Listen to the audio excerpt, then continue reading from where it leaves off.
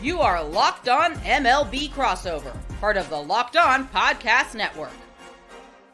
Your team every day. Yes, indeed. Hello and welcome to the Locked On Dodgers Postcast, Locked On Phillies Postcast. We're on the Locked On Sports LA and Philadelphia YouTube channel, the place to hang out when every game is done. And you can also listen wherever you find your podcasts on the Locked On Dodgers and Phillies Podcast Network. I am Pete Fox. This was another thing that I was criticized in my report about, Mark. I need to mention my credentials more. And, I'll do that first, and then you mention yours. I covered sports in LA dating back to 2007. I worked for both ESPN LA and NBC Sports Radio and a variety of other radio stations, but those two in LA. So that's why you should listen to me when it comes to breaking down the Dodgers, because we do it right after the game. Now you go. What is your list of accomplishments, Mark? Well, Pete, just like you, I am a huge deal in my market. But I with radio, TV, almost 20 years, I can't even believe it, in the Philadelphia market, WIP, 97.5 The Fanatic, NBC Sports Philadelphia. Technically, I'm a former American Idol contestant and a Harlem Globetrotter. Technically, media games count, if you count those. And I've once flown on an F-16 as a passenger. So other than that, I'm just a happy camper today because the Phillies actually decided to play some good baseball. How about that? Yes. Kind of surprising. I don't follow the Phils except when the Dodgers match up against them. I was surprised to learn yesterday that after last night's game, they had lost 8 of 10. I was like, this team lost 8 of 10. Wow. That is interesting and not something I expected from them because they were playing hot ball the last time we saw them and they kicked the crap out of the Dodgers. So the series win for the Dodgers in Oakland, although it's the A's and they're not very good. They lost to the White Sox today. I still felt like it was necessary and helpful to try to find some momentum. Dodgers came out last night, motivated, interested, playing with some desire to win the game. And it turned out well. There wasn't a whole lot to complain about last night. They scored runs. They pitched well. The bullpen came in. Everything looked good to start this series for the Dodgers. And then I was like, well, is this because the Phillies are, tanking right now, or did the Dodgers play well? Obviously, it could be a little bit of both, but I do think the Dodgers played well last night. Coming into tonight, not a lot of faith in Clayton Kershaw after his last outing, but I thought some of our guys in the chat had confidence that he would come out and be good again tonight. And I said, yeah, he's definitely better at Dodger Stadium than on the road. And that held true. He pitched very well. I thought early on, he had nice break on his curveball. The slider was working. He was dotting the fastball. It all seemed to be going okay for him until it wasn't. But hey, what did we get? 4 2/3 or something like that. I think that's a win right there for the Dodgers to get that out of Clayton Kershaw. The bigger problem for the Dodgers was the offense. They couldn't manage hardly anything off of Sanchez. 5 hits, but only 1 run because they were awful with runners in scoring position. So your guy Sanchez had a nice game. What was your thought? Well, yeah, we've been waiting for Christopher Sanchez. His last start allowed 7 runs. Needed to see him come out and be more along the lines of the ace that we saw in the first half of the season. The guy that just squeaked into his first All-Star game to make his first All-Star appearance in this past All-Star game. Great to see that. He got the contract extension earlier in the season. A lot of people are happy about that. But really, ever since, a lot of inconsistencies throughout the Phillies bullpen. So most recently, in the Phillies' 2 wins, because now all of a sudden they're 2 games over 500 in their last 3 games, which I never thought would be a brag for the Philadelphia Phillies. But as of right now, it is. Zach Wheeler goes out there in Seattle and absolutely dominates the Mariners. Then you have Aaron Nola struggle a little bit yesterday. Not great, certainly not even a quality start last night for the Phils, but they needed Christopher Sanchez to go out there and give you 6 strong innings, and he certainly was able to do that. Using all his pitches again. You saw changeups from him tonight, helping to keep guys off balance. The splitter, he started working a little bit more. Very pleased by what I saw from him. And whenever you're, and every baseball fan, this goes for every baseball fan, whenever you are seeing 2 pitchers that are just dealing in the early goings of games, you're just waiting to see who the first guy is that's going to crack. And in all honesty, I had confidence in Christopher Sanchez. He was going to go in tonight, pitch a good game against the Dodgers. I didn't expect him to be that in control, but boy, he was in control. But I was looking at this Phillies lineup for the way they were attacking Clayton Kershaw, especially in the early goings of the game. That first inning, you have Kyle Schwarber go up there. He works a 2-2 count, strikes out and a curveball inside. Then Trey Turner takes 3 pitches. Bryce Harper takes 1. And I'm thinking, like, they know he's coming back from shoulder surgery, right? Like, it's only his 3rd start, and we're gonna have one of these games, or we're just attacking Clayton Kershaw. And he kept attacking the strike zone, and the Phillies, they kept on being aggressive. That didn't wane really as the game went on. So as far as the pitching went and the approach went tonight for the Phillies, as the game went on, I only thought it got better and better. Oh, and one last thing I do have to say on last night's game.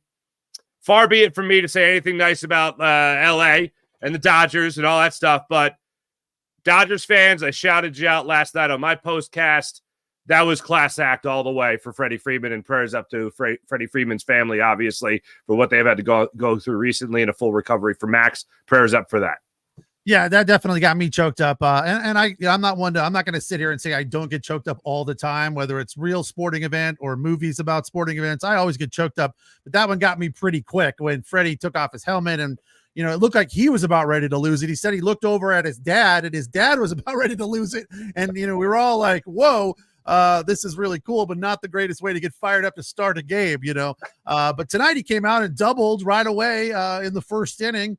Of course, was stranded there. So, off to a good start, then kind of went south from there tonight. But, still working his way back.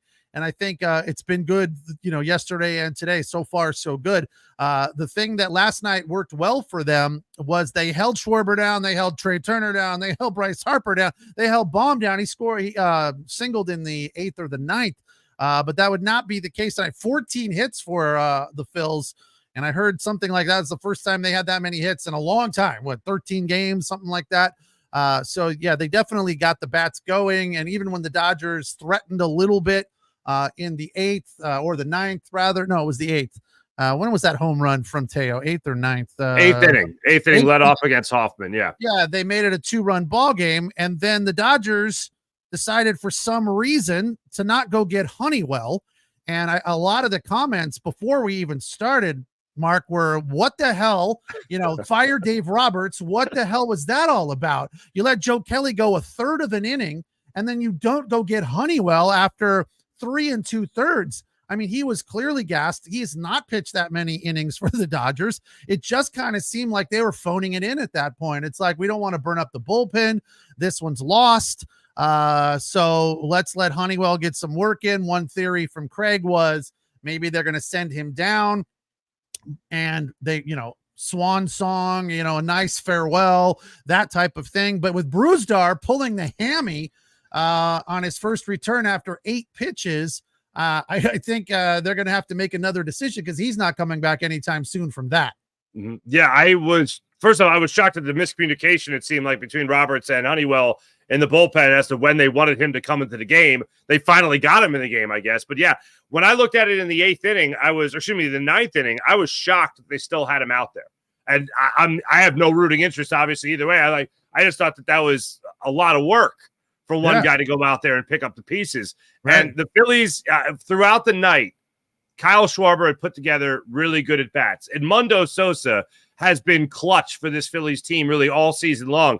For those that don't know, man, when Trey Turner was out for a month and a half, Eddie Sosa came in here, and all of a sudden he was hitting about 320 for the Phillies. So you didn't miss Trey Turner as much as you thought you'd miss Trey Turner. He gets another opportunity tonight, left-handed pitcher, obviously, and Clayton Kershaw on the hill. They decided to give Bryson Stott the night off, yet Brandon Marsh goes against the lefty.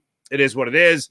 But Sosa comes up clutch for this Phillies team, and he just wrapped it around the foul pole there in right field at Dodger Stadium. So I was a little surprised Honeywell stayed out there, but you had seen the at-bats of these guys starting to put it together throughout the game, most notably Schwarber and Edmundo Sosa, and it capitalized with the back-to-back home runs there in the top of the 9th.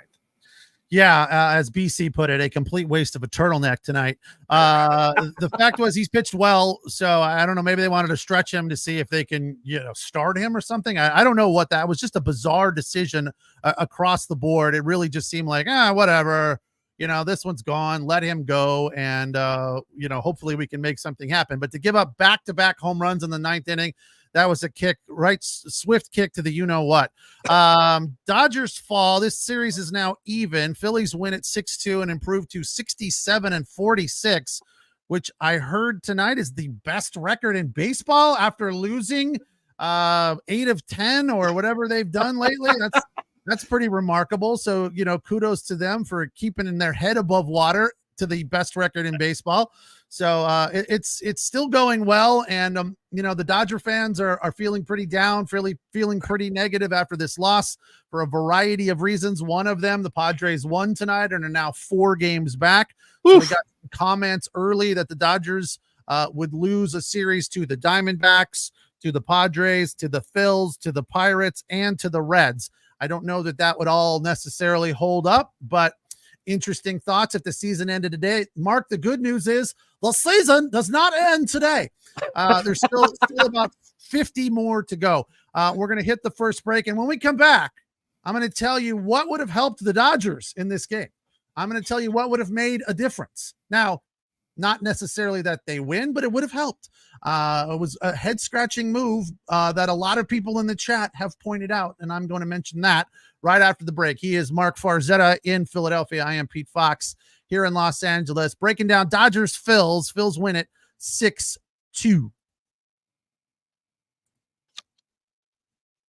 All right, tonight's show brought to you in part by our friends at Supply House. Get supplies from the site that is made for skilled trades. Supplyhouse.com.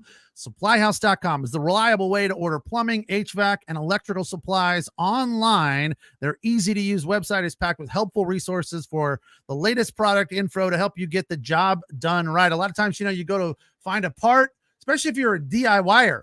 Now, I don't know if this helps DIYers. You have to be a professional potentially, but maybe not. Maybe if you're just trying to fix something at home, you can do it with supplyhouse.com. But knowing what the part is and where it goes and how it works is very, very helpful, for installation. And they have all that stuff right there on their website to get the job done right. Shop a complete inventory of over 200,000 parts from over 400 top brands to get your order delivered right to your door with fast shipping from coast to coast. Need help with an order? Get expert support and industry-leading service from the friendliest folks in the business and talk to a real person every time. I'm a big fan of that. Pros and skilled trades can get a competitive edge by joining supplyhouse.com's free trade masters program.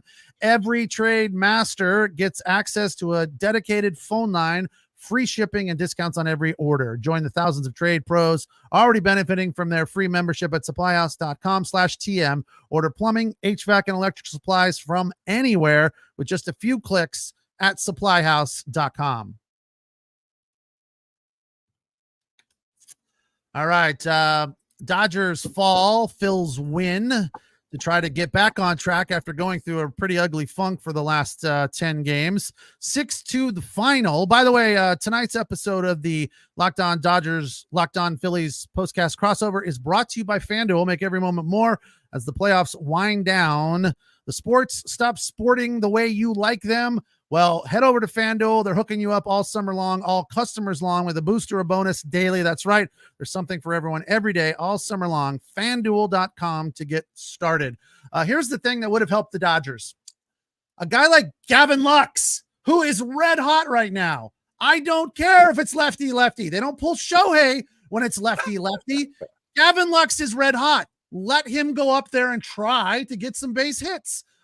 It would have helped them tonight. I don't understand this idea of, whoa, we got to go lefty-righty, unless your name is Shohei Ohtani, who, by the way, 0 for 4 today and, had a decent night, good night, big night, whatever you want to call it, double and a home run yesterday, but, turns right around. He can't string together 2 or 3 good games. He has one big game like yesterday and then backs it up with an 0-fer. So they leave him in there. I think Gavin Lux would have been a nice addition to this lineup tonight.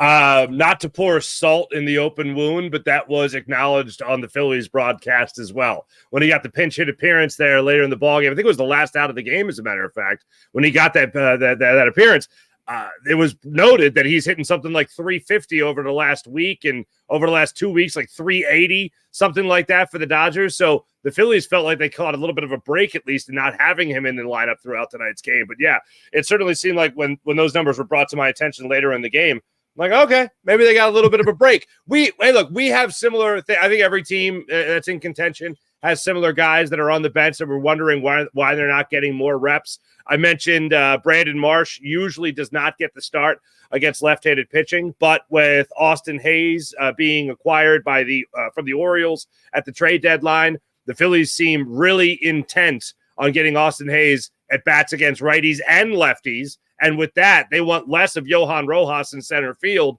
and more of Brandon Marsh. And for Brandon Marsh to really figure it out as a guy that has not hit lefties well throughout his career. Bryson Stott's figured it out a little bit better, the Phillies second baseman, as far as hitting lefties, but they decided to give him the night off tonight and go with Edmundo Sosa. But yeah, to your point, Pete, looking at the Dodgers' perspective, I was very surprised that Lux did not get the go-ahead for tonight's game. Yeah, it doesn't make a lot of sense. Just like the move to keep, Joe Kelly throws one batter and then let's go get Honeywell and let him pitch 3 2/3 innings. So I also don't understand that idea. They do this a lot with the Dodgers. They let it, someone gets into a jam, they go get him. Whoever finishes the frame very rarely comes back for the next frame.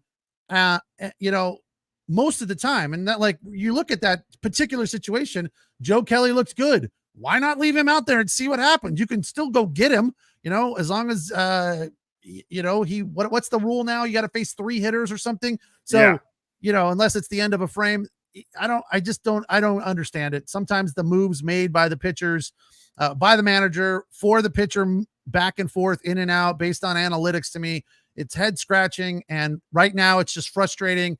When it comes to playoff time, it is just stuff that sends you over the edge. It's the up down, Pete. The up down. They don't like the up down. That's what gets you.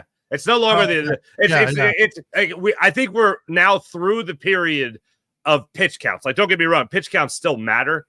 They're very relevant. I'm not saying they're irrelevant, but now we're through like the next thing of being uber cautious with our pitchers, where it's not just about the pitches thrown. For instance, you mentioned Joe Kelly. He threw 5 pitches tonight? Yeah. And you can't sit him down and then have him stand back up, Pete. Oh, God, his arm will explode if you do that. But yeah, that's the latest thing now. They don't like the up downs. It happens with the Phillies, with Jose Alvarado in the season. It's happened with Jeff Hoffman. It has certainly happened a hell of a lot with Matt Strahm. Fortunately, he was able to do his job tonight. He's been having some struggles as of late. But the up downs are the latest craze in baseball, man. You can't have a pitcher sit down, get up, and resume what he was doing, apparently, unless they're a starter. Well, here is some good news for Dodger fans. This was just kind of a cool stat. I think a lot of times we take for granted how good Freddie Freeman is. I know I see stats from Freddie Freeman that I'm like, he's the 3rd in all of baseball in that category. History of baseball kind of stats for this guy. And another one tonight, he had his 500th double, that double in the first inning, to go with over 300 home runs before the age of 35. And in that category are guys like Gehrig, Musial, Cabrera, Pujols. I mean, just legends of the game. I was watching the game with a buddy, and he was like, I saw Gehrig, but I don't recognize the rest of those names. And then I had to go research, and I was like, you don't recognize the rest of those names? He's not a big sports guy. I was like, Musial and Pujols and Cabrera. I mean, it's just remarkable what this guy has done in his career. Surefire Hall of Famer, without a doubt. And, a really good guy all in all, but pretty cool. 500 doubles, 300 home runs before the age of 35. Mm-hmm. We watched him a lot in Atlanta, and he tortured the Phillies while he was in Atlanta. And just when we thought we were going to get a little bit of a break without Freddie Freeman, they go and get Matt Olson from the A's, who starts hitting bombs against the Phillies as well. But so much respect for Freddie Freeman. One hell of a ball player. I mean, you mentioned it. Hall of Famer, nothing else needs to be said as far as that goes. But no, also a class act on and off the field. And he has just been a dominant baseball player and has not really win. I mean, you're talking about a guy who was an MVP. You're talking about a guy who's already won a World Series. You're talking about a guy who plays a great first base as far as defense goes as well. So everything you would want in a first baseman when it comes to power, average, on base percentage, all that stuff, Freddie Freeman does it tenfold. Big fan of his. I'm just glad he's out of the NL East. Another nice highlight for the Dodgers was the Pages throw from right field. Gunned down Bryce Harper on a rope.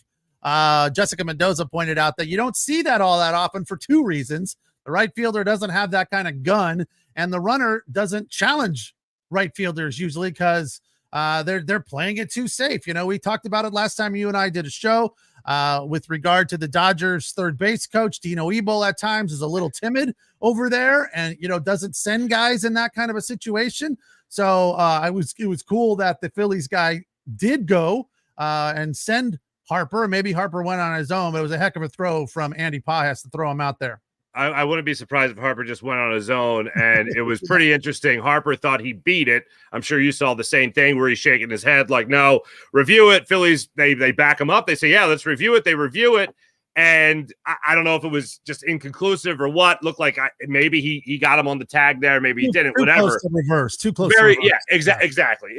But what I loved about it was Harper just went like, he made it look like, oh, damn. All right, fine. And then it looked like, I think it was Pajas was walking by him to the dugout, and he looked at Pajas and went like, all right, man, good one for you. That's a good throw. That's a hell of a throw. It really could have gone either way for sure. Yeah. Another thing that was a little surprising for me in this game was the home run from Teoscar Hernandez. Like, he didn't seem to get it all, but I think we saw that in the home run derby. Like, he would hit those balls out. And you're like, well, that's not getting out. And then it would just carry. He has this sneaky strength and power that the balls just carry. And, I think Dodger fans are really a big fan. They love this guy and they want him to stay around. But I think the thing hanging over his head is the contract is still up in the air and the Dodgers have not inked him to any sort of long-term deal. At this point, he's a one and done guy for the Dodgers. And right now, I feel like he's the most consistent hitter on this team who isn't named Gavin Lux, because Shohei is up and down, up and down, up and down. Shohei has big nights like last night where he hits a home run and a double, and we forget about, the 0 for 12s and the 0 for 13s. And the fact is his average is still solid and he does his job. But I feel like Teo, although he has more strikeouts, is more consistent. Yeah, here's what was really interesting to me about that at bat that you're talking about there in the 8th inning. Well, first off, Jeff Hoffman, from a Phillies perspective, has struggled over his last 3 outings now. At least a run in each of his last 3 outings. The one that has been haunting Phillies fans is his outing against the Seattle Mariners, where he allowed 4 runs. All-star Jeff Hoffman allowed 4 runs in his 1 inning of work against the Mariners. Then he goes out there tonight, and he gives up the home run to Teoscar. Now, the interesting part about that was a real lazy, non-breaking slider. It wasn't like Jeff Hoffman's 98-mile-per-hour fastball that he just left out of the middle of the plate that was blasted. Teoscar went down, got that pitch that didn't break enough, and put it 424 feet to dead center field.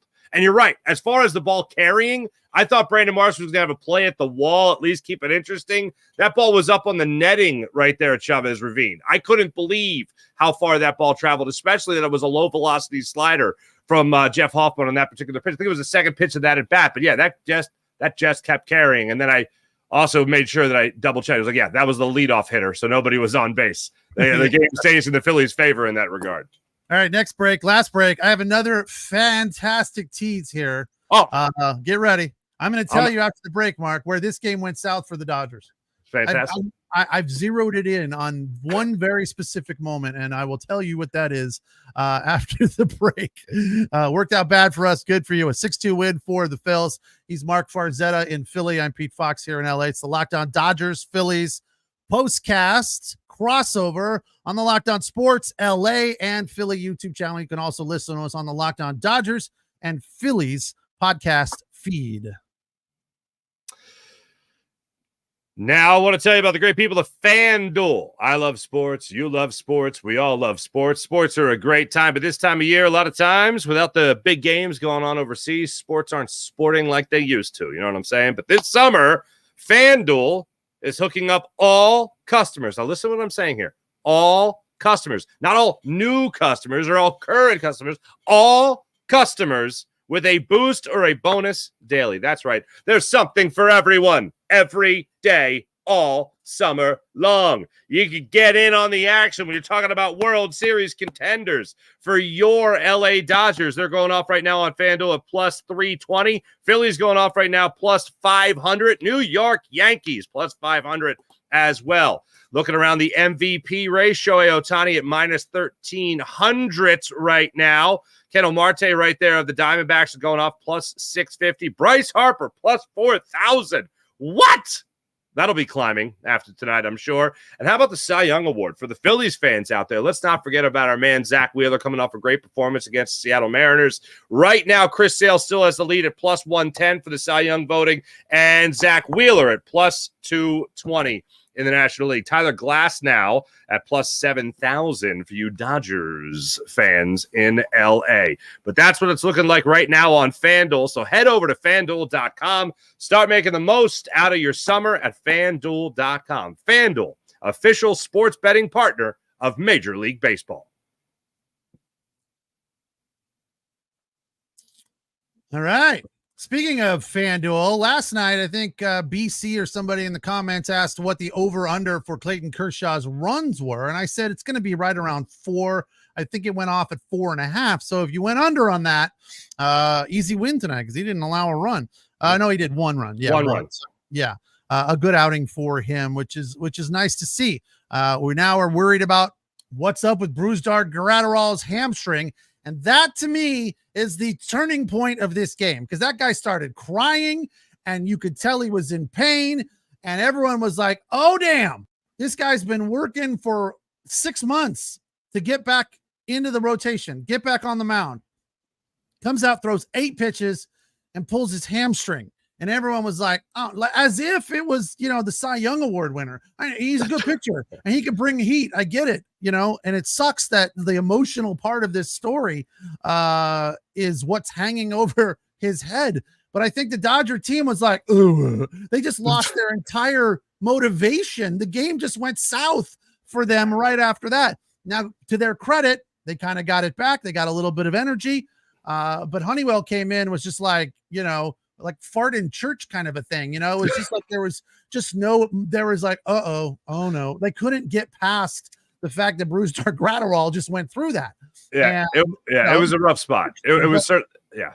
You got to be more resilient than that. I'm sorry, and I get it. I feel sorry for the guy, and it's a bummer, but you can't let that bring the whole team's energy down to where you're like, oh well, we'll get him tomorrow.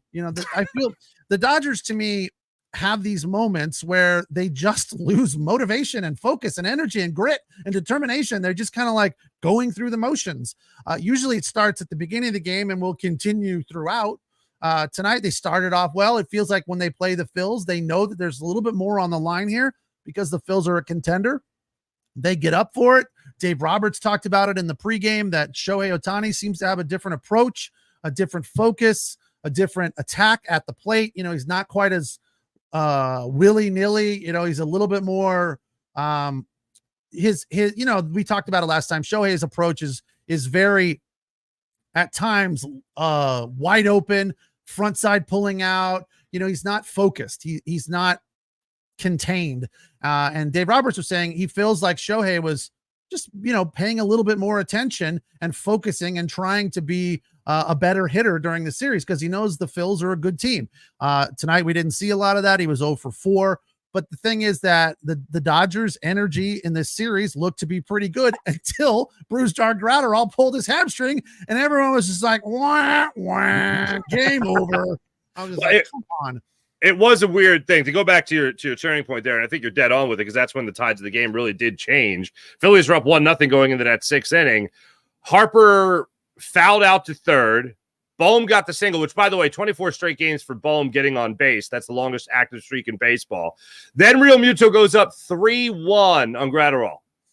That's where he pulls his hammy or whatever happens, so they have to help him off the field. It's a 3-run count. Honeywell has to come in, throws 1 pitch, walks JT Real Muto. So now you got 2 runners on all of a sudden, first and second with 1 out. Castellanos delivers with the RBI single to center field. Bohm scores. JT gets the third. Sosa then comes up later with a 2-run single, makes it a 4-0 ball game. So that 6th inning, if Honeywell, I guess, wasn't mentally ready to get into the game, I don't know what explains it, but it didn't look like bottom line he was ready to go. It seems like a lot of times when teams have to make that quick adjustment, the guy coming in, it's got to be some mental hurdle they have to be able to clear, and Honeywell wasn't able to clear it tonight. That's a great point. Yeah, you need a special dude for that moment, right? You can't be it's almost like you have to be extra focused because you don't have your normal routine. Right. You can warm up on the mound for as long as you want, and that's always weird because they're like, what's the right number? I'm sure they know, but it probably feels different. So they're like, oh, I maybe need to take a few more because I can have as many. It's like being at a buffet. I can eat all the crab legs I want. Okay, well, I'm gonna eat too many crab legs. So I don't know. I mean, maybe he took too many, warm-up pitches. It just didn't seem like he was prepared for that moment. You're right. Coming in the middle of the count is got to be really tough, especially when you're in the hole like that 3-1. So that without a doubt was unfortunate for the Dodgers. But the fact that they got to within 2, had the Teoscar Hernandez home run, that was nice to see. At least they didn't completely, roll up into a shell and go away. They had a little bit of fight, and even though it wasn't enough, it was something. There was a little bit of energy there late in the game when they needed it, and they didn't completely wither and just disappear. So I think there was a little tiny bit of silver lining there, but just an unfortunate occurrence for Graterol without a doubt. There's some comments that maybe Graterol looked heavy. I don't know about all of that. I don't know what he weighed before, but I do know that his hair was longer. That was one thing that was for sure. So maybe the hair weighed him down a little bit, but I was just glad to see that it wasn't the shoulder, which is what his problem before today. So they're going to be without him for a while. We'll be lucky if we see him again this season. Mm-hmm. Yeah, it certainly seemed up until that point that it was one of those games that could just go either way. Like the pitching had been on point for both Kershaw and Sanchez. Then you go to your bullpen. Kelly does his job. He records his out with the 5 pitches. And then all of a sudden they had to make that abrupt change. And the Phillies, I mean, look, to the Phillies' credit, I will say that they were able to take advantage of the opportunity. Too many times, especially, I mean, look at this. You've talked a lot about what's been going on with the Phillies over the last 10, 15 games, whatever. Really, ever since the Phillies played the Dodgers, they've been god-awful. They had that 3-game sweep in Philly, and then everything fell off the rails. But here's the real troubling thing when you talk about the Phillies. Phillies had this amazing start to the season, of course, best record in baseball. They were holding on to that for a very long time. But the Phillies have not been that dominant team that we saw at the beginning of the season for a very long time. Just something for Phillies fans to keep in mind, something for the Dodgers fan to keep in mind as well, real quick. The Phillies are 2 games under 500 since May 24th. Like, think about that. They had another West Coast, I mean, if you could include Colorado, they had to go west of the Mississippi. They played Colorado. They lost against Colorado. They played the Giants. They lost in San Francisco. They've been 2 games under 500, including tonight's victory, since May 24th.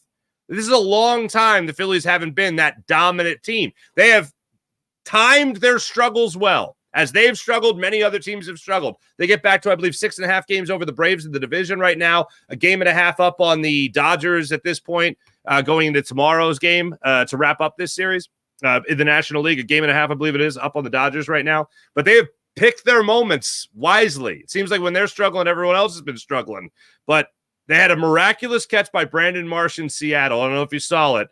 And a lot of people, myself included, are thinking of all the things you needed to turn the tides. It's not going to be a bottom of the 9th grand slam walk-off. It's going to be some miraculous blindfolded catch Brandon Marsh made in center field to help preserve a 1-0 victory there, or a 1-0 lead at that point in the game. So a lot of people are looking at it right now. This could be the changing of the guard for the Phillies in order to get back on track to being a dominant baseball team again. Well, there is no doubt, Mark, that tomorrow's game is going to be a good one. It means a lot for both of these teams. I think we understand that. It should be a good pitching matchup. Phillips versus Gavin Stone. And, of course, we'll be breaking it down afterwards. Are you good for tomorrow as well? I am good for tomorrow, sir. Absolutely. All right. Here's one other thing I will leave you with. I don't know if you caught this. Buddy Christ, I think he's one of your guys, thinks one of us talks a lot. I'm like, well, we only have about 30, 35 minutes. I feel like we split this up pretty evenly as far as talking. I don't know if any one of us talked any more than the other, but I think that could be true for both of us. I think, as everyone knows, Buddy Christ is from Philly. Right. But he's a regular on my postcast. Buddy Christ, good to hear from you as always. We try to split it, my friend. We're good. I think we're good. So he's throwing stones at me that I talk a lot. All right, buddy. I'll try. That's hilarious. I'll try to split it up more evenly tomorrow, because the way we break this down, just so you know, behind the curtain a little bit, the home team guy kind of drives. So when it was Philly at Citizens Bank a few weeks ago, Mark was driving. Yeah. And tonight, since we're in LA, I'm driving. So maybe because of that, I had a few more words, just a few. Plus, you have, as the losing team, you have more content. You got to air the grievances. Yes, exactly. Right. Exactly. I got to get it off my chest. All right. That's Mark Farzad. I'm Pete Fox. Locked On Dodgers, Locked On Phillies postcast on the Locked On Sports LA and Philly YouTube channel. You can also listen to us on the Locked On Dodgers and Philly podcast feed. We thank you for being everydayers. You know what you get here on Locked On, your team every day. Mark Farzetta, Pete Fox. We are done for tonight. We will talk to you again tomorrow after the rubber game of this series. Mark, have a good one. And we'll talk to you tomorrow. I just got to figure out which one of these little green things I pushed to close the show. Is it this one? Is it that one? I don't know which one it is. I don't have a close. I don't know. Oh, there it is. No, that's not it. Which one do you hit for close? Do you know? I don't know. I am here. I'll just do the one from my normal thing. All right. Take care, dude. Have a good night. We'll talk tomorrow.